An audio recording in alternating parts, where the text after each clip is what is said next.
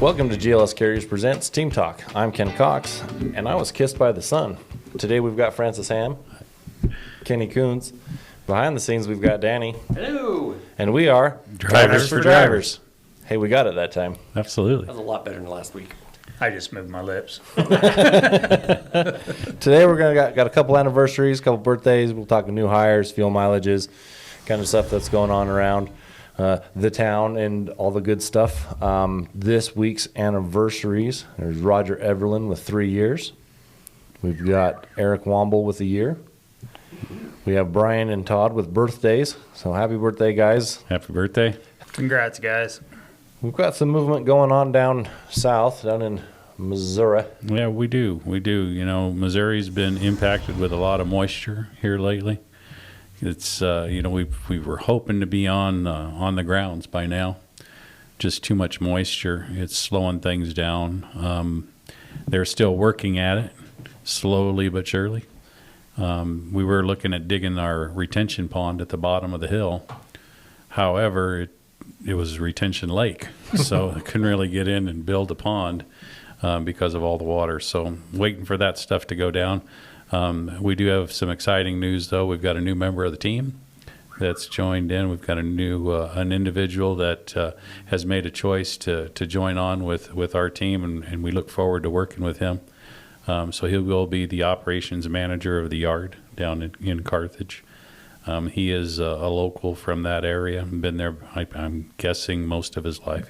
He's been down there. Right on. So that's great. I believe he did do some time in the service, and then he's back down there. And look forward to working with him. He's going to help both us and our sister fleet with that yard. So it's going to be great to have him there. You know, I'll be making a trip down. The first full week here of June coming pretty quick, couple weeks. Oh, yeah, just around the corner. Yeah, I'll go down there and meet him and see the grounds and see how we're coming along, maybe make a couple customer visits or something. So, right on. yeah, it'll be good. When you said he did some time, I almost was like, oh, maybe you shouldn't tell people that. But and then you finished that sentence. So. Yeah. It was a long time ago, Danny. Hey, I'm not judging. I'm just saying he probably doesn't want you to. That's probably just a funny thing to bring up. That's right. Our new ops guy is a felon, and he comes from... We got high hopes for him. That's right. Kenny, I see you brought some papers with you. I did. What are those about? I think we missed March on miles per gallon. Ooh. Guys getting the best miles per gallon for March. We actually have a three-way tie. They're all at 6.6. You got Brian Polk, Mark, I'm going to murder your name, Mark Brashannon. I'm pretty sure it's Brashannon. In my computer, I have him as Mark Allen. Oh, I just don't screw it up. And Robbie Criswell again. Good job, guys. Well done, gentlemen. Excellent job. For April, we got Joel Johnson at 6.9. Ooh. And Todd Garland at 6.9. That's amazing. You know, when I'm talking these miles per gallon, I'll tell you, Joel did 12,000 miles and got 6.9. Wow, that's huge.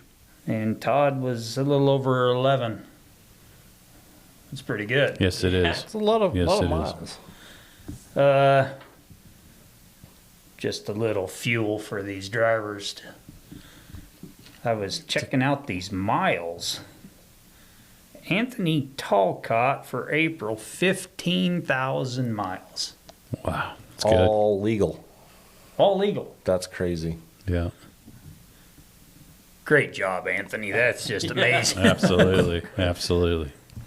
For March, looks like Chris Bear squeaked him out. He had 13,754 for his miles. Great month. Great month, guys. And Yep. those are good miles. Bet your family wants to see you for May. Probably. Yeah. And with all those miles on there, April we had 0 incidents. No minor, no major. Board's all happy, smiley faces. So that's awesome with all those miles. You guys did a great job last month. Thank you. 100%. That is amazing. I agree. So earlier we were sitting there talking about trucks we used to drive, our favorite trucks. Well, kind of want to know what you guys have done out there and what your favorite trucks are. You see a truck going down the road, you're like, I want to be in that truck. Or you've grew up on the farm and you had an old beat up International that Dad used to yell at you, Been there. making them proud. Especially if you got pictures. Yes, absolutely. Send the pictures in. Comment down below. Let us know what what you've rolled in, what you've seen going down the road. I was telling them I had a 6x6 that we bought from Oshkosh and brought it up to the oil field. And the gear mechanism in it to change gears was really weird. It was a pneumatic. And you'd have a stick that you'd pull into the driver's side and it would go kuh-kuh. And then you'd push up to whatever gear you wanted. Let's say from first to third, and you put it back into its slot, and as you're going down the road, you just That's exactly how that sounds too, 100%. But I don't know, it was a rough riding son of a gun too. I can just picture you sitting in your car driving and just making the noises that you think the car should be making. I do that. It's Yeah, I remember one of the trucks that I drove. It had the old Hendrix walking beam suspension, in the back of that thing. And when you'd go to back it up, if you cranked your wheel tight and you backed up, it was so wore out. And the one of the rear tires would stick out past the front rear axle. So it'd be a tire out of alignment as you were backing, and then it'd come back together again and stuff. But you never got stuck with that thing. I don't know if it's because it was just so wore out that the axles were going wherever they wanted to and you just got extra traction or what. But it was a good old truck, and it never wore out, So when you were backing that up, how'd you get the horses to? That's right. That's right. There was no power steering in that old beast, but it had a steering wheel that was about that big around, so you could grab that dude and just crank on her, man, and get her done. But I tell you what, it made you a good backer upper. I can tell you that because you didn't want to do it twice. What safety topic you got for us today? I was out on vacation last week and spent some time. My son had come out, and it was great spending time with him. But we did a lot of traveling around, went four-wheeling and stuff, and going to different areas. What did I notice? I noticed it was summertime and road construction just about everywhere. So I think the safety topic for this time, I think it goes both two ways. One is be patient. It's the same issues you have every year this time of the year with road construction. Left lane closed ahead, so everybody's going to pass on the left to try to get it done. And it's like, really? Everybody's on the right lane, knowing it's coming, but then they keep pushing you back, passing on the left. That gets frustrating. Just keep your cool. I don't know if it'll ever change. It just happens every year. That's one. And then the other thing is, especially when people are out there working, everybody knows the fines are double in work zones, but when people are out there working and stuff, just be cautious, of them being out there. They're doing their job, and we're doing our job traveling through there, and just slow down and watch what's going on. Just make sure we're safe going through those areas. They always said it was either winter or construction season. Yeah, that's right. Back in the day, I wasn't a safety director during this time. But you'd be traveling with a buddy and coming up on one of them, and you just stay side by side. We just held all the traffic back. Then you get up there and squeeze in behind one another and go on through. Everyone behind you was sure upset. I'm glad I wasn't driving an old Ford truck back then. Oh my goodness. I would have been in the right lane feeling like I was doing 100 as loud as them things were. Well, I just wanted to, I have a question for you guys, and I don't even know if it's something that would be interesting to anybody else. But we were talking a little bit about the different manufacturers of trucks. Each truck has its pluses and minuses, and they have to decide what they're putting their money into. I was wondering why GLS Carriers uses the trucks that they have. And you don't even have to say what brands they are, but what are the important things that you want in the trucks that we've been purchasing lately? So I guess I would say the first thing that we're looking at is our warranties that we can get. We want to get a good, dependable tractor that has warranty on it that we can get decent fuel mileage with. That's really the first things that we're looking at. I mean, they're all very safe units nowadays. Every manufacturer makes a very safe truck. But when we're looking at it at a cost approach, what can we get our biggest bang for our buck? So the unit that we're picking, and most of our units are Freightliners. There's dealerships throughout the United States. They're a decent truck. Am I going to say they're the best truck out there? You know, I guess it's up to a person's choice, right? But they are a good truck. They run good. The power units in them are good. We get good fuel mileage with them. Like every manufacturer, you get bugs here and there, you know, that you got to get worked out, and some repair issues. But in the long run, I mean, we've got some 2022s on our fleet right now, and Ken just pulled up some of the mileages on them, and we've got some of those right now that are 289,000 miles on them already, and they're running strong, you know. So I think it's a decent truck. That's what we choose to run. But you know, there's a lot of fleets that pick different units for different reasons. But I think especially in our owner operators coming in and getting a truck that's affordable and to be able to run. They're not the fanciest trucks, you know, out on the road or anything like that, but they're dependable. They'll get the job done, and they're comfortable. So they're good trucks. Yeah, post or pre-COVID anyway, they were a lot more dependable. I don't know why they changed that timing, but a lot of it's downtime. You know, it used to be all the TA centers too. They did Freightliner warranty work. Here, there's another outfit going to start doing them soon, but a lot of the bigger other brands, they didn't have as many repair shops out there, you know. So a lot of times that's veered people towards the Freightliner as well. Plus they're real roomy. You know, us truckers, we're kind of big guys. A little bit. A little hard to climb through 2 seats in a Kenworth. Danny, Yes. give us some departing words. Well, I'm glad you asked, Ken, because my departing words for you today are, and I want to get nice and close to the mic. I love you guys. Aw, we love You you guys too. you guys are amazing, and you make me happy. Thank you. And in all seriousness, You I are- do want to say I appreciate what you guys do for our customers and for our drivers. Like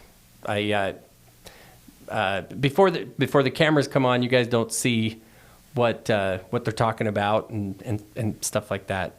But they are very the atmosphere doesn't change at all once the cameras start. This is how they talk about you guys and about the things that they do, and how much they care about you guys, even when the cameras are off. So there you go.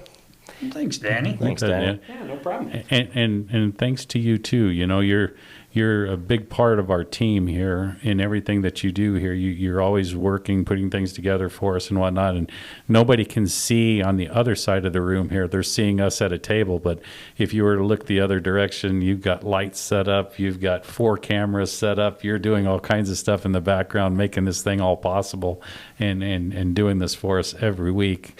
So thanks very much for everything you do for us too, man. Thanks. Can you make Francis sound like a girl too sometimes? I've tried. It's really hard. His voice just doesn't do it. deep. One other thing, I think we got pay schedule put together. We're going Yes. to get out to all the drivers Yes. here within the next week. So they'll be able to see that. So that'll be what I wanna Emailed say. out to them here shortly. Yeah. Yeah. Have you guys heard any questions or feedback from? Did we just put that out? Was It that was- the show that we just did, or 2 shows ago? 2 shows ago, there's Yeah. been some feedback back from it. Majority of everyone's on board. There was a couple questions and concerns, coming out of the gate, which we expected and we hoped for. We don't want to just throw stuff out there and have people just kind of angry and not communicate with us. So we worked through those things. It was good, constructive feedback, and we appreciate those drivers that had those questions. Yep. you Yeah, bet. and it's not too late to. I mean, it's never too late to reach out to us. So Oh yeah, absolutely. call us, talk to us. Yeah, you can call, email, comment down below, whatever you want to do. Just get it out there. Don't sit on it. Let us get through it. Mostly just explaining it. Yep. We got to, it's going to happen. It's just getting everyone situated and to where they can, change is always tough. Not easy. It always is. Yeah. Yeah. Yeah. I don't even like changing cars. Yeah. No, that's right. That's right. That's right. If you guys missed that episode where these guys talk about what that might look like for you and some of the changes and stuff to help you be able to adjust to the new pay system, check it out. It was a great episode. These guys did a really good job of talking about what they would, what they do and How that's rolled out. yeah. So check it out. You bet. You bet. So when that schedule does get emailed to everybody, there'll be 2 columns on it. One column on the left side of the page is your cutoff dates, as the pay goes through, and then on the right-hand side, it's the settlement date that goes with that. So it gives us the days necessary to process the payroll so that we can get those deposits into everybody's account. I'm following that, but that's what the schedule is. It'll come out shortly. Bet. I think there were some positive changes in that too. I think they're getting 3 or 4 days after cutoff, they're getting paid, and instead of waiting a week like Yep. they were before. So that's huge. And the holidays are actually most of them I seen on there were earlier than that. So Yep. I dig it. Yep. Good stuff. Got Good anything else? No, just again, I want to thank everybody that's on our team that's out there making this thing possible, for us to exist as a company, running up and down the roads. Our owner-operators, the business owners out there that are leased on to us and running with us, I want to thank them as well, all of our company guys. Got a great team of people that are out there, helping drive this business every day. So just want to thank everybody. And I'd like to say, I like that we're not always doom and gloom around here. Yeah. We try to make this fun and have people watch. Sometimes you can get barred down in the ditch Yeah. with all the stuff going on, and I'm glad we try to be upbeat as much as possible and just tell it how it is. Hope everyone's enjoying it. Give us your feedback. Yeah. Yeah. Let's make this better together. Bet. Well, as we end this episode, we want to thank you for making the right choices, being safe. Remember your eyes and ears on the road. And if you see something, say something. We all succeed when you complete your trip safely and you're home with your loved ones. Bet. See ya. See ya.